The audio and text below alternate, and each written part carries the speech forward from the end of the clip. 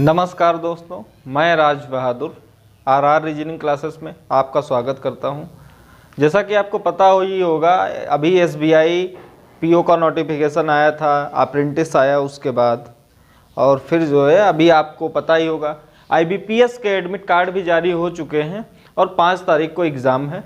ठीक है, 5 तारीख से एग्ज़ाम है आईबीपीएस क्लर्क का। ठीक है, तो उसी के हिसाब से एग्ज़ाम ओरिएंटेड क्वेश्चन हम करेंगे कि एग्ज़ाम में किस टाइप के क्वेश्चंस आने की संभावनाएं ज़्यादातर होती हैं। ठीक है, हम रीजनिंग के क्वेश्चंस करते हैं और आज भी वही करेंगे। ठीक है, तो और एसबीआई पीओ का नोटिफिकेशन आ ही गया है, फॉर्म भी चल रहे हैं, फिल किए जा रहे हैं। जिन्होंने अभी तक फॉर्म को फिल नहीं किया है तो अपना अपना भैया फॉर्म फिल कर लो और अच्छे से तैयारी कर लो। उसका एग्ज़ाम जो है लास्ट जनवरी, मतलब 31 जनवरी और दिसंबर और जनवरी में उसका एग्ज़ाम होगा। ठीक है, तो आप अच्छी तरीके से तैयारी करिए और पेपर दीजिए। ठीक है, तो चलिए देखते हैं आज का हमारा पहला क्वेश्चन क्या है। तो ये रहा आपकी स्क्रीन पे आज का हमारा पहला क्वेश्चन। आप एक बार ट्राई करिए आप भी, और अगर नहीं होगा तब तो हम हैं ही। ठीक है, तो जैसा कि दिया गया है, ये एक वर्ड है। कौन सा वर्ड है? सिविलाइज्ड। ठीक है, सिविलाइज्ड एक वर्ड दिया गया है। ठीक है, और फिर इसमें दिया क्या गया है? How many 4 letters meaningful English words can be found from first, third, fourth and 8th letters of the word. ये एक वर्ड दिया गया है सिविलाइज्ड। ठीक है, जिसमें हमको फर्स्ट, थर्ड और फोर्थ और 8 मतलब पहला, तीसरा, चौथा और 8वां वर्ड मिलाकर ऐसा कौन सा मीनिंगफुल एक वर्ड बन सकता है। तो भैया आओ देखें, ये हो गया पहला, फिर तीसरा, चौथा और फिर क्या दिया गया है? 8वां। ये 4 हो गए, 5, 6, 7, 8, ये हो गया 8वां एक वर्ड। ठीक है, अब हमारे पास ये वर्ड कौन कौन से हो गए? एक तो है सी, फिर वी, आई और ई। ठीक है, ये हमारे पास 4 वर्ड दिए गए हैं। इन 4 वर्डों को मिलाकर ऐसा कौन सा वर्ड बन सकता है, इसको हमको बताना है। और कितने वर्ड्स बन सकते हैं। ठीक है, इन 4 वर्डों से कितने वर्ड बन सकते हैं। अगर एक होगा, एक नहीं बन सकता तो उसका भी ऑप्शन दिया गया है। ठीक है, तो आओ देखते हैं। तो भाई पहले देखो, ये तो हमारा कोई एक वर्ड होता नहीं है, तो आइए देखते हैं। VICE हो गया, और इसके अलावा क्या कोई वर्ड होता है? तो इसके अलावा और कोई वर्ड नहीं होता है। ठीक है, सिर्फ YC एक ऐसा वर्ड है जो एक इंग्लिश अल्फ़ाबेट का इंग्लिश में एक मीनिंगफुल वर्ड है। ठीक है, तो इसके अकॉर्डिंग से हमारा जो इस क्वेश्चन का ऑप्शन जो थर्ड वाला है वो सही हो जाएगा कि ओनली 1 वर्ड ही इससे हम मीनिंगफुल वर्ड बना सकते हैं। ठीक है, तो उम्मीद करते हैं आपको ये क्वेश्चन अच्छी तरीके से समझ में आ गया होगा। तो आइए देखते हैं अगला क्वेश्चन हमारा क्या है। तो ये रहा आपकी स्क्रीन पे अगला क्वेश्चन। अगला क्वेश्चन भी कुछ उसी टाइप का क्वेश्चन है जैसा कि अभी हमने करवाया है। ये हमारा एक दिया गया है, नंबर दिए गए हैं। ठीक है, इसमें क्या करना है इसको हम बताएंगे। तो जैसा कि दिया गया, how many such pairs of digits are there in the numbers. हमारा एक नंबर दिया गया है 1 2 8 7 1 8 1 8 7। ठीक है, इसमें हमको बताना क्या, each of which has as many digits between them in the numbers both forward and backward as they have been between them in numeric series।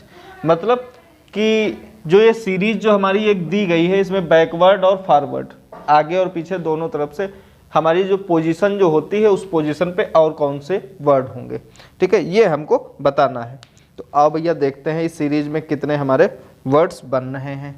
ठीक है, कि इनकी पोजीशन जहाँ पे होनी चाहिए उसी पोजीशन पे दिए गए हैं। ठीक है, तो आओ देख रहे हैं, चाहे आगे से करें चाहे पीछे से करें, दोनों हमारे आंसर सेम ही आएंगे।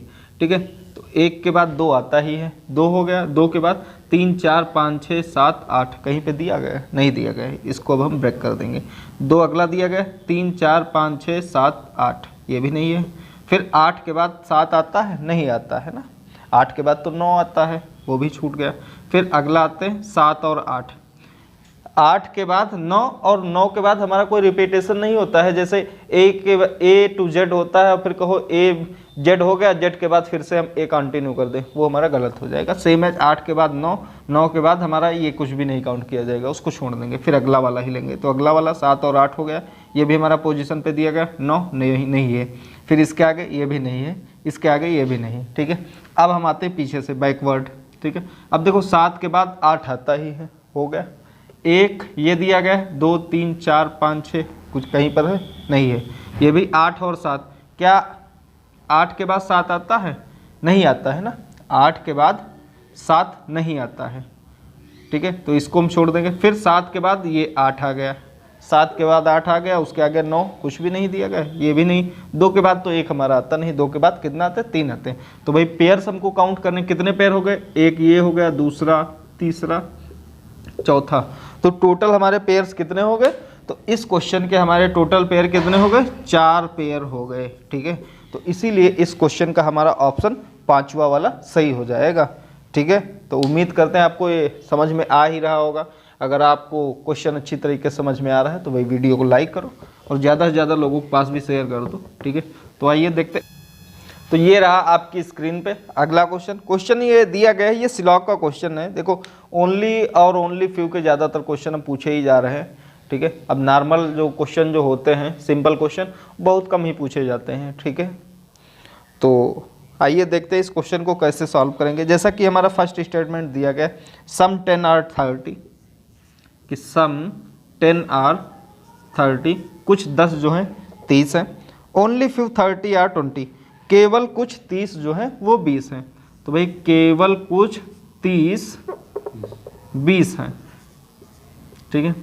तो ये हमारा फिगर कुछ इस टाइप से बनेगा, ठीक है। तो अब हम आते हैं कंक्लूजन क्या दिए गए? ऑल 20 आर 30, क्या सारे जो 20 हैं वो 30 हैं? तो अब देखो क्या सारे 20 30 हैं?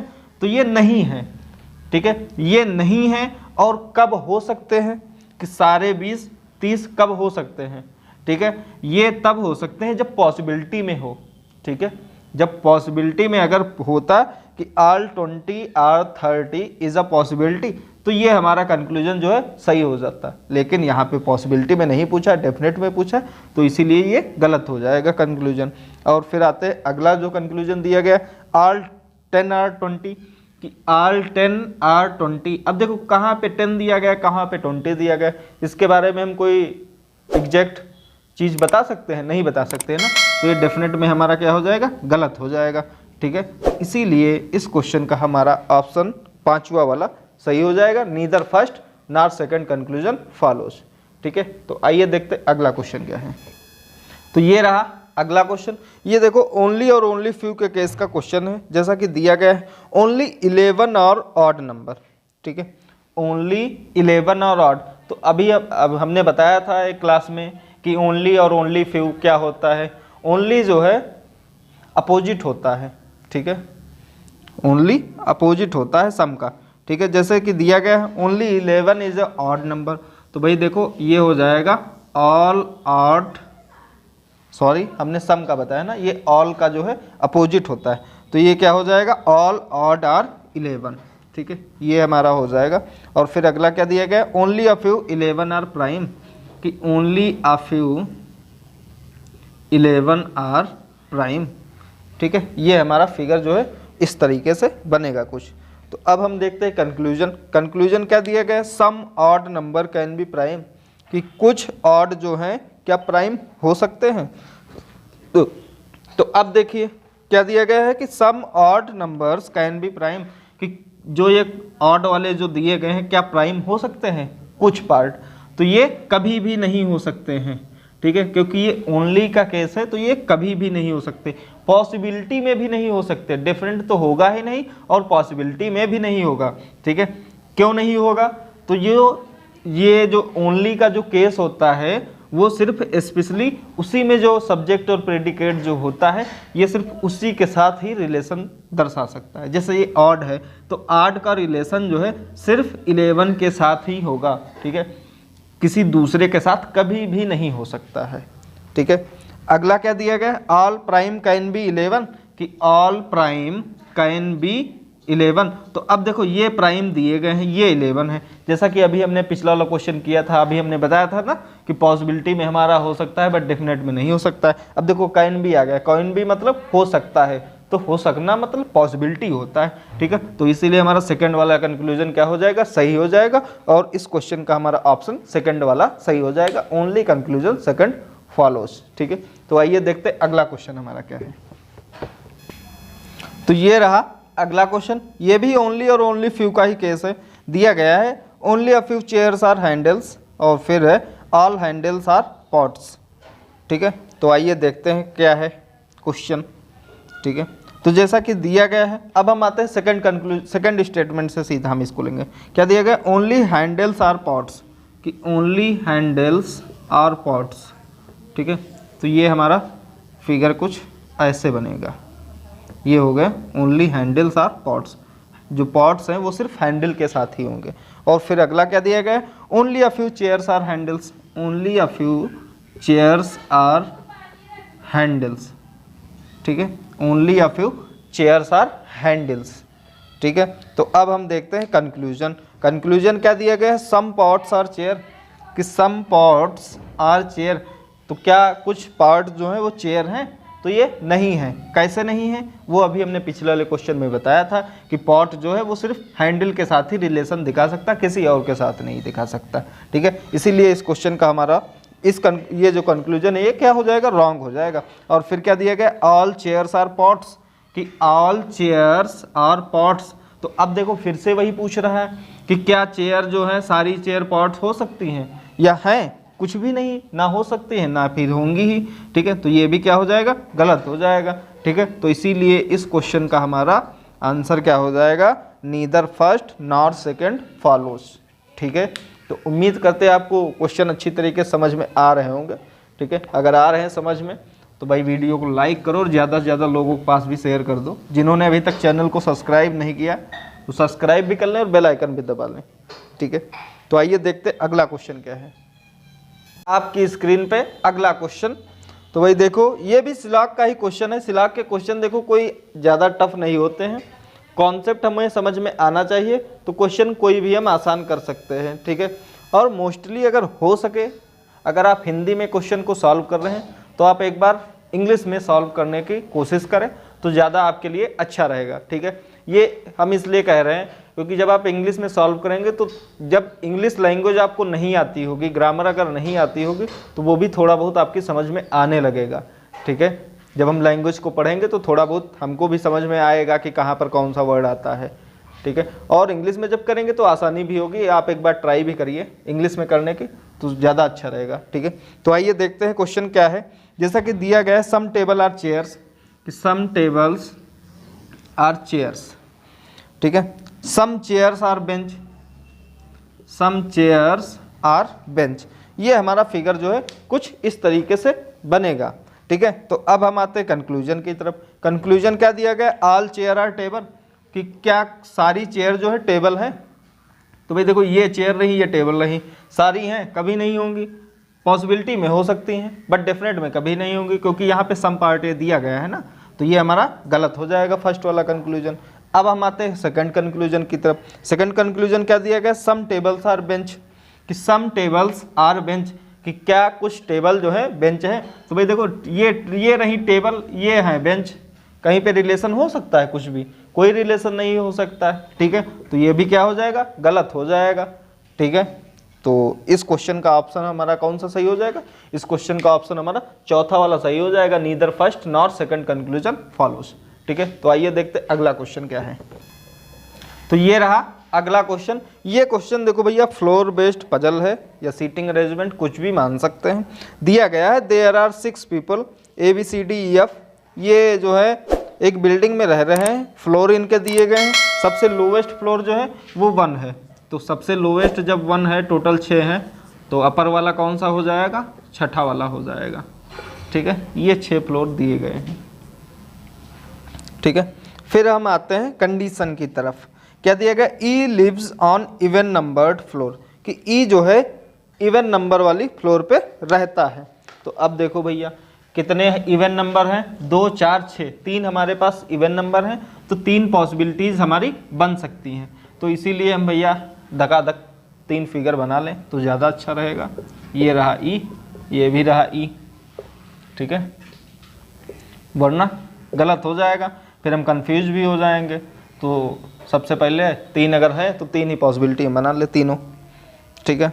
फिर क्या दिया गया है? There are 2 floor between E and C, there are floors between E and C. तो अब देखो ई और सी के बीच में 2 फ्लोर बोल रहा है, तो भाई देखो ई और सी के बीच में अगर हम ऊपर करेंगे तो हमारे 2 आएंगे नहीं, तो ये सी हो जाएगा। इस वाले फिगर में हमारा सी यहाँ पर आ जाएगा और इस वाले फिगर में सी जो है यहाँ पे आ जाएगा, ठीक है। और फिर क्या दिया गया? And 1 floor between E and F, कि ई और सी के बीच में 2 फ्लोर हैं और ई और एफ के बीच में सिर्फ 1 फ्लोर है, ठीक है। तो अब देखो ई और एफ के बीच में एफ यहाँ पे हो जाएगा तभी 1 फ्लोर होगा। अब देखो इसमें हमारे पास 2 पॉसिबिलिटी हो जाएंगी, इस वाले फिगर में 1 ही होगी, ई और एफ के बीच में 1 हो जाएगा, और इसमें अगर हम ऊपर कर दें तब भी एफ हो सकता है, और यहाँ पर जो है नीचे भी हमको रखना होगा एफ को, ठीक है, क्योंकि यहाँ पर भी एक पोजीशन दी गई है, ठीक है। फिर क्या दिया गया है?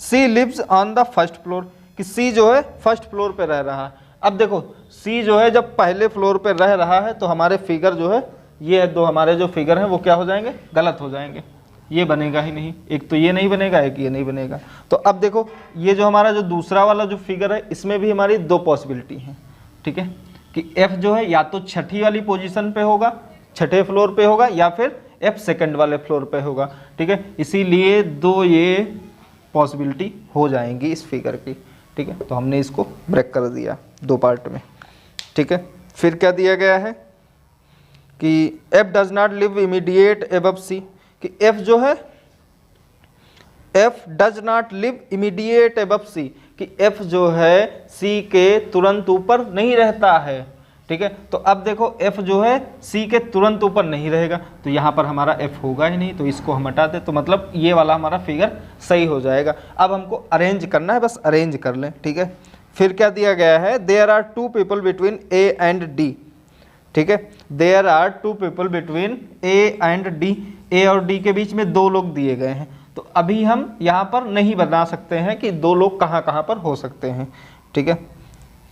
फिर क्या दिया गया है? D does not live on odd floor, कि डी जो है ऑड वाले फ्लोर पे नहीं रह रहा है। तो अब देखो डी जो है जब ऑड वाले फ्लोर पे नहीं रहेगा तो डी रहेगा इवन वाले फ्लोर पे, और देखो इवन के लिए हमारी सिर्फ ये सेकंड वाली फ्लोर जो है यही हमारी खाली है, वैकेंट है, ठीक है। तो इसीलिए डी हमारा यहाँ पर हो जाएगा, और ए और डी के बीच में 2 फ्लोर होने चाहिए, तो एक ये फ्लोर हो गया, एक ये फ्लोर हो गया, तो यहाँ पर हमारा ए आ जाएगा, ठीक है। और हमारा बच्चा कौन सा है पर्सन?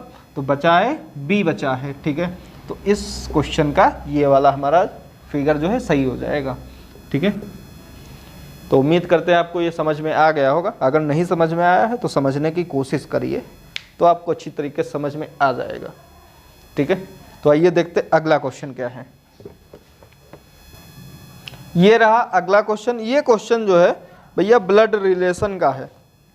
देखो ब्लड रिलेशन जो टॉपिक है कोई ज़्यादा टफ टॉपिक नहीं है, इजी टॉपिक है, कॉन्सेप्ट हमारे सारे क्लियर होने चाहिए। तो अगर कॉन्सेप्ट हमारे सारे क्लियर हो गए तो कोई भी कठिन चीज़ हो उसको हम आसान बना सकते हैं, आप ये सोच सकते हैं, ठीक है। करना भैया हम ही पड़ेगा, अगर जॉब लेनी है, सिलेक्शन लेना है, ठीक है, तो पढ़ना पड़ेगा इसके लिए। तो आइए देखते हैं, जैसा कि ये हमारा क्वेश्चन दिया गया है ब्लड रिलेशन का, ठीक है। भैया आप भी समझ लीजिएगा वरना पेपर में आप भी तारे गिनेंगे, ठीक है। तो आइए देखिए क्या दिया गया है। दिया गया इन ए फैमिली ऑफ 6 मेंबर, 6 लोग दिए गए हैं, KLMNO और P, ये 6 लोग दिए गए हैं, नहीं P नहीं है, KLMN हो गया, Q हो गया, R हो गया, ये 6 लोग दिए गए हैं, ठीक है। इनकी फैमिली ट्री बनानी है, कौन सा रिलेशन किसके साथ है ये हमको बताना है। तो आइए देखते हैं। ये 3 जनरेशन भी दी गई हैं, 3 जनरेशन में होंगे। तो जैसा कि दिया गया L is wife of K, तो अब देखो L is wife of K, तो जब L K की वाइफ है तो K क्या हो जाएगा? L का हस्बैंड हो जाएगा, ठीक है। फिर क्या दिया गया? m इज सन ऑफ के, m इज सन ऑफ के। अब देखो जब m k का सन है तो l का भी होगा, ठीक है। आप अपनी मम्मी के बेटे हैं तो आप अपने पापा के भी तो बेटे होंगे, ठीक है। सेम एज k का भी m बेटा हो जाएगा। फिर क्या दिएगा, and married to n, m is son of k and married to n। अब देखो m जो है k का बेटा है और n से मैरिड है, तो ये हो गया n से मैरिड, ठीक है। और फिर क्या दिया गया है, r is daughter of m, कि r जो है m की डॉटर है, तो r is daughter of m। फिर है q is son of n, कि q is son of n, ये हो जाएगा q is son of n, ठीक है। तो अब हम आते फिर से एक बार चेक कर लें कि जो हमने फिगर जो बनाया है ये सही है या गलत है, ठीक है। तो जैसा कि दिया गया है, ये फैमिली दी गई है, 6 लोग हैं, 3 जनरेशन है, तो 3 जनरेशन तो एक ये जनरेशन हो गई, दूसरी ये हो गई, तीसरी ये हो गई, 3 हमारे पास जनरेशन हो गई। फिर क्या दिया गया है, एल इज वाइफ ऑफ के, एल इज वाइफ ऑफ के, सही है। फिर एम इज सन ऑफ के, एम जो है के का बेटा है, ये भी सही है। And is married to N, और एम जो है एन से मैरिड है, ये भी सही है। फिर है R is daughter of M, R is daughter of M, ये भी सही है। फिर है कि Q is son of N, Q is son of N, तो ये भी सही है। तो हमारा फिगर जो है कुछ इस तरीके से बनेगा। तो आइए देखते हैं, क्वेश्चन भी कर लें। क्या क्वेश्चन दिया गया है, how is R related to L, कि आर जो है एल से कैसे रिलेट कर रहा है, आर रिलेटेड टू एल। तो भैया आर जो है ये है और एल जो है ये आ रहा यहाँ पे, कि आर का रिलेशन जो है एल के साथ क्या है, तो एल का मतलब आर जो है एल का क्या हो जाएगा, दादा हो जाएगा, नहीं सॉरी, आर जो है एल की ग्रैंड डॉटर हो जाएगी, ठीक है। कैसे होगी, जब देखो एम की डॉटर आर है और एम के पिताजी के हैं और उनकी माताजी एल हैं, ठीक है। तो आपके पिताजी आपके क्या हुए, दादाजी हुए, मतलब ग्रैंडफादर हुए। तो आप उनके कौन हुए, अगर आप मेल पर्सन है तो ग्रैंड सन होंगे, अगर आप फीमेल पर्सन है तो ग्रैंड डॉटर होंगे। तो सेम एज आर जो है क्या है, फीमेल पर्सन है, तो ये आर हो जाएगी ग्रैंड डॉटर, ठीक है। तो इसीलिए इस क्वेश्चन का चौथा वाला ऑप्शन सही हो जाएगा कि ग्रैंड डॉटर आर होगी एल की, ठीक है। तो आइए देखते अगला क्वेश्चन क्या है। तो ये रहा अगला क्वेश्चन। ये क्वेश्चन भैया सीटिंग अरेंजमेंट का क्वेश्चन है। सीटिंग अरेंजमेंट भी कोई टॉपिक ज़्यादा टफ नहीं है, ठीक है। कॉन्सेप्ट हमारी समझ में आने चाहिए, ठीक है। अगर आप अच्छी तरीके से, आपको सारे कॉन्सेप्ट क्लियर होंगे, अगर आपको थोड़ी बहुत भी रीजनिंग आती है तो आप 20 नंबर तो ला ही सकते हैं, ठीक है। लेकिन आपको 20 नहीं लाने हैं, थोड़ा ज़्यादा, ठीक है। जितना हो उतना कम ही रहता है, आपको पता ही होगा।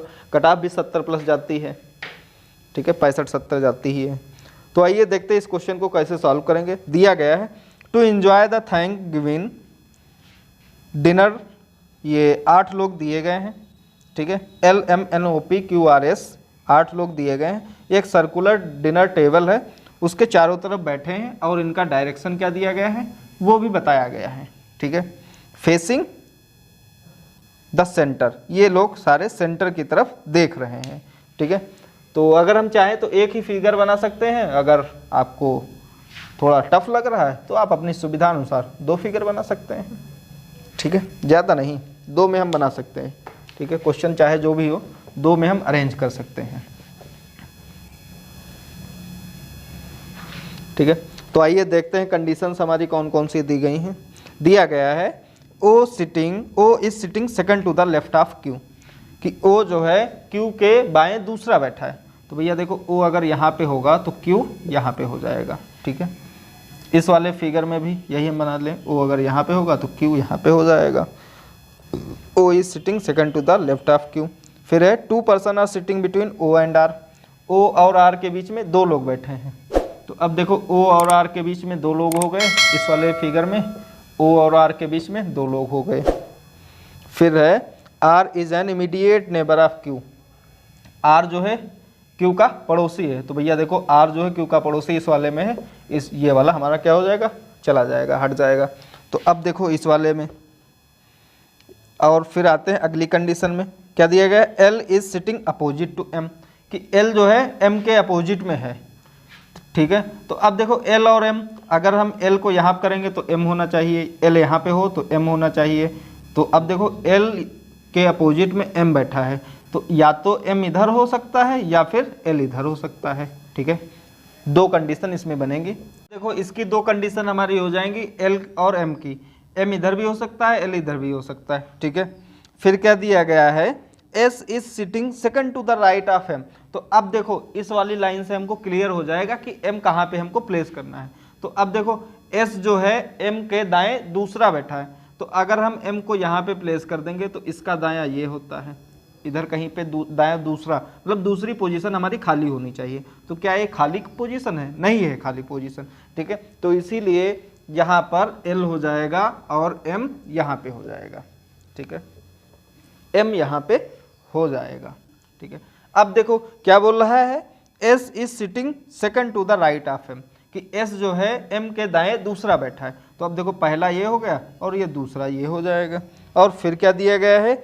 N is not sitting opposite to Q, कि N जो है Q के अपोजिट नहीं बैठा है। तो मतलब N जो है यहाँ पे नहीं आ सकता, क्योंकि ये इसका अपोजिट N हुआ, Q हुआ ये। तो N के लिए यहाँ पे पोजीशन हमारी ये खाली है। तो अब देखो एक ये पोजीशन हमारी बची है, ये किसकी पोजीशन हो जाएगी?